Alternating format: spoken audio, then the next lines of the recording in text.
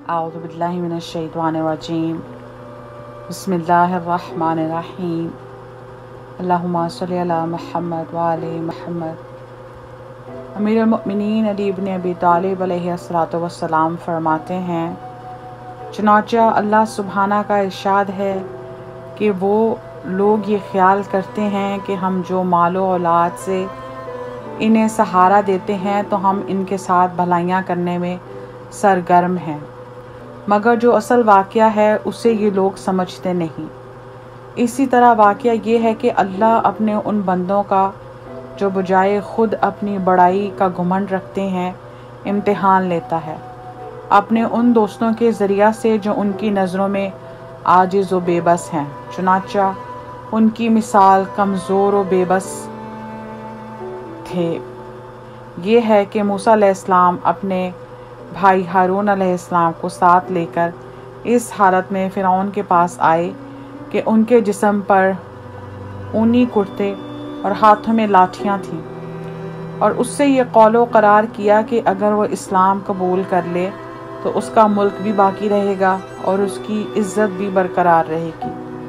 तो उसने अपने हाशिया नशीनों से कहा कि तुम्हें इन पर ताज्जुब नहीं होता कि ये दोनों मुझसे ये मामला ठहरा रहे हैं कि मेरी इज़्ज़त भी बरकरार रहेगी और मेरा मुल्क भी बाकी रहेगा,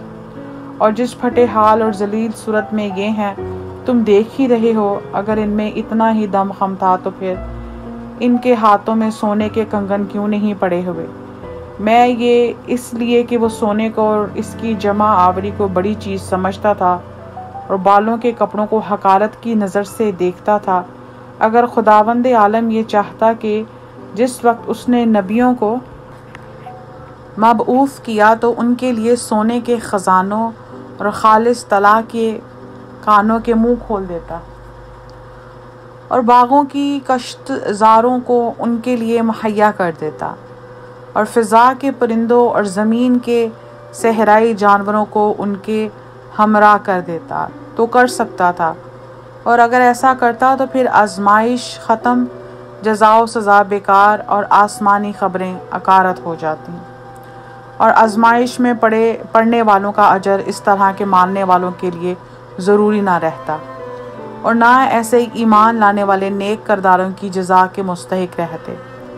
और ना अल्फाज अपने माना के साथ देते। लेकिन अल्लाह सुब्हाना अपने रसूलों को इरादों में कव्वी और आँखों को दिखाई देने वाले ज़ाहरी हालात में कमज़ोरी और नातवां करार देता है, और इन्हें ऐसी क़नाअत से सरफराज करता है जो देखने और सुनने वालों के दिलों और आँखों को बेनियाज़ी से भर देती है, और ऐसा अफलास उनके दामन से वाबस्ता कर देता है कि जिससे आँखों को देखकर और कानों को सुनकर अज़ियत होती है। अगर अम्बिया ऐसी क़ुव्वत व ताकत रखते कि जिसे दबाने का कसद वार इरादा भी ना हो सकता, और ऐसा तसल्लुत व इक़्तिदार रखते कि जिससे तादी मुमकिन ही ना होती, और ऐसी सल्तनत के मालिक होते कि जिस तरफ लोगों की गर्दनें मुड़ती और उसके रुख पर सवारियों के पालान कसे जाते, तो ये चीज़ नसीहत पजीरी के लिए बड़ी आसान और इससे इनकार व सरताबी बहुत बईद होती है। और लोग छाए हुए खौफ या मायल करने वाले असबाब रग़बत की बिना पर ईमान ले आते, तो इस सूरत में इनकी मनते मुश्तरिक और नेक अमल बचे हुए होते। लेकिन अल्लाह सुब्हाना ने तो ये चाहा कि इसके पैगंबरों का इत्तबा, उसकी किताबों की तस्दीक और उसके सामने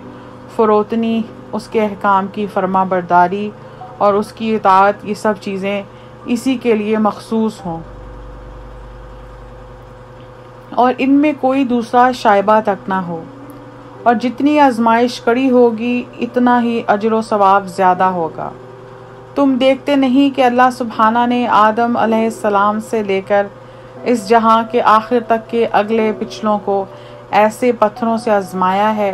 कि जो ना नुकसान पहुंचा सकते हैं, ना फ़ायदा सुन सकते हैं और ना देख सकते हैं। उसने इन पत्थरों ही को अपना मोहतरम करार दिया कि जिसे लोगों के लिए अमन के क़याम का ज़रिया ठहराया है। फिर ये कि इसने इसे ज़मीन के रकबों में से एक संगलाख रकबा اور دنیا میں بلندی پر واقع ہونے والی آبادیوں میں سے ایک کم مٹی والے مقام اور گھاٹیوں میں سے ایک تنگ اطراف والی گھاٹی میں قرار دیا۔ کھڑے اور کھردرے پہاڑوں، نرم ریتلے میدانوں، کم آب چشموں اور متفرق دیہاتوں کے درمیان کہ جہاں اونٹ، گھوڑا، گائے، بکری نشوونما نہیں پا سکتے، پھر بھی اس نے آدم اور ان کی اولاد کو حکم دیا کہ اپنے رخ اس کی طرف موڑیں۔ چنانچہ وہ ان کے سفروں سے فائدہ اٹھانے کا مرکز اور پالانوں کے اترنے کی منزل بن گیا، اور دور افتادہ بے آب و گیابانوں، دور دراز گھاٹیوں کے نشیبی راہوں اور زمین سے کٹے ہوئے دریاؤں کے جزیروں سے نفوس انسانی ادھر متوجہ ہوتے ہیں، یہاں تک کہ وہ پوری فرمانبرداری سے اپنے کندھوں کو ہلاتے ہوئے اس کے گرد لبیک اللہم لبیک کی آوازیں بلند کرتے ہیں اور اپنے پیروں سے دوڑ لگاتے ہیں، اس حالت میں کہ ان کے بال بکھرے ہوئے اور بدن خاک میں اٹے ہوتے ہیں۔ انہوں نے اپنا لباس پشت پر ڈال دیا ہوتا ہے اور بالوں کو بڑھا کر اپنے کو بدصورت بنا لیا ہوتا ہے۔ یہ بڑی ابتلا، کڑی آزمائش، کھلم کھلا امتحان اور پوری جانچ ہے۔ اللہ نے اسے اپنی رحمت کا ذریعہ اور جنت تک پہنچنے کا وسیلہ قرار دیا ہے، اور اگر خداوند عالم یہ چاہتا کہ وہ اپنا محترم گھر اور بلند پایہ عبادت گاہیں ایسی جگہ پر بنائے کہ جس کے گرد باغ و چمن کی قطاریں اور بہتی ہوئی نہریں ہوں، زمین نرم و ہموار ہو کہ جس میں درختوں کے جھنڈ اور ان میں جھکے ہوئے پھلوں کے خوشے ہوں، جہاں عمارتوں کا جال بچھا ہو اور آبادیوں کا سلسلہ ملا ہوا ہو، جہاں سرخی مائل گیہوں کے پودے، سرسبز مرغزار چمن، درکنار سبزہ زار پانی میں شرابور میدان، لہلہاتے ہوئے کھیت اور آباد گزرگاہیں ہوں، تو البتہ وہ جزا و ثواب کو اسی اندازہ سے کم کر دیتا کہ جس انداز سے ابتلا و آزمائش میں کمی واقع ہوتی ہے۔ اگر وہ بنیاد کہ جس پر اس گھر کی تعمیر ہوئی ہے اور وہ پتھر کہ جس پر اس کی عمارت اٹھائی گئی ہے زمرد، سبز و یاقوت سرخ کے ہوتے اور ان میں نور و ضیاء کی تابانی ہوتی، تو یہ چیز سینوں میں شک و شبہات کے ٹکراؤ کو کم کر دیتی اور دلوں سے شیطان کی دوڑ دھوپ کا اثر مٹا دیتی اور لوگوں سے شکوک کے خلجان دور کر دیتی۔ لیکن اللہ سبحانہ اپنے بندوں کو گونا گوں سختیوں سے آزماتا ہے اور ان سے ایسی عبادت کا خواہاں ہے جو طرح طرح کی مشقتوں سے بجا لائی گئی ہو، اور انہیں قسم قسم کی ناگواریوں سے جانچتا ہے تاکہ ان کے نفوذ میں عجز و فروتنی کو جگہ دے، اور یہ کہ اس ابتلاء و آزمائش کی راہ سے اپنے فضل و امتنان کے کھلے ہوئے دروازوں تک انہیں پہنچائے اور اسے اپنی معافی اور بخشش کا آسان وسیلہ و ذریعہ قرار دے،